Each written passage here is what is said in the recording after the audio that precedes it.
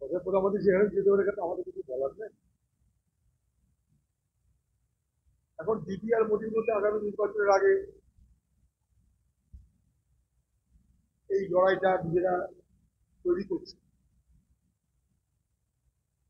আমরা বরাবরই কথা বলেছি, যখন নির্বাচন আসবে তখন ধর্মের ভিত্তিতে ভোট ভাগ করার জন্য মোদী আর দিদির লড়াই শুরু হয়ে যাবে।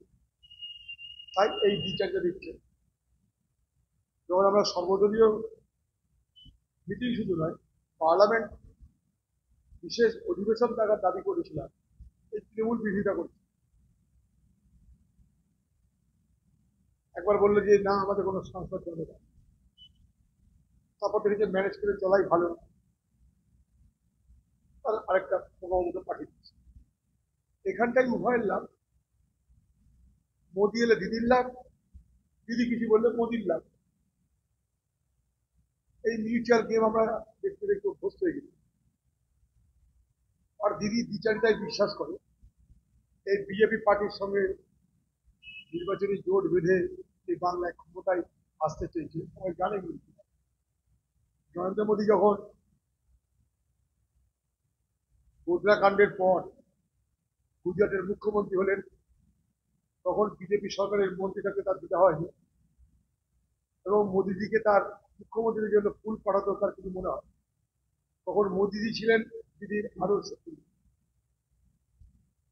তখন মোদী ছিলেন এনডিএ জমানায়, যখন দিদি অটল বিহারী বাজপেয়ী সরকারে, তখন দিদির জীবনে মোদী ছিলেন রাজনৈতিক আদর্শ পুরুষ।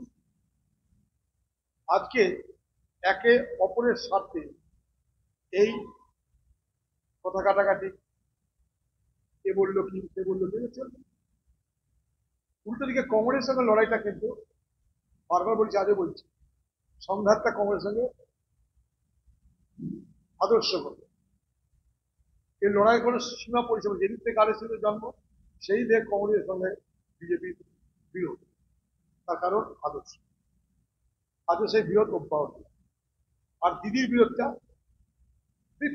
তখন হয়, তখন হয় না। যখন পুষায় তখন বিরোধিতা করে, যখন পুষিয়ে যায় তখন আন্ডারস্ট্যান্ডিং করে, যখন নিজের ধান্দা দরকার তখন একটু লোক দেখানো বিরোধিতা করে। এই তো দিদির রাজনীতি। যেখানে পোষাবে সেখানে যাবে। কাশ্মীরে তো সরকার নাই ওদের। কাশ্মীরে এখন ফারুক আবদুল্লাহ, এই উমর আবদুল্লাহ সরকার। ফলে সেখানটা যখন ভোট হইলো, তার আগে বারবার পেয়েছিল।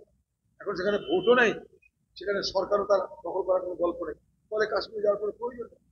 বিহার থেকে যেতে হবে, কারণ বিহারে ভোট আছে। গুজরাট, মহারাষ্ট্রে যেতে হবে, কারণ ওখানটায় স্থানীয় নির্বাচন আছে। এই তো ব্যাপার।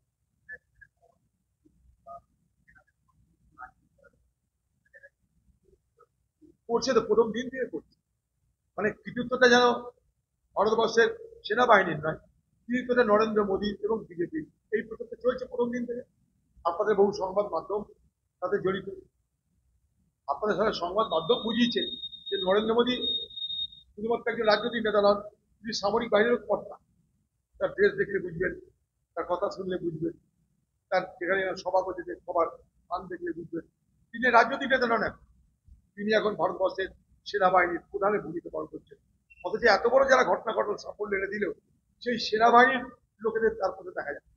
তাদেরকে নিয়ে করুন রোড শো, তবে না বুঝবো যে হ্যাঁ সেনাবাহিনীকে সম্মান দেওয়া হলো। তা তো হচ্ছে না।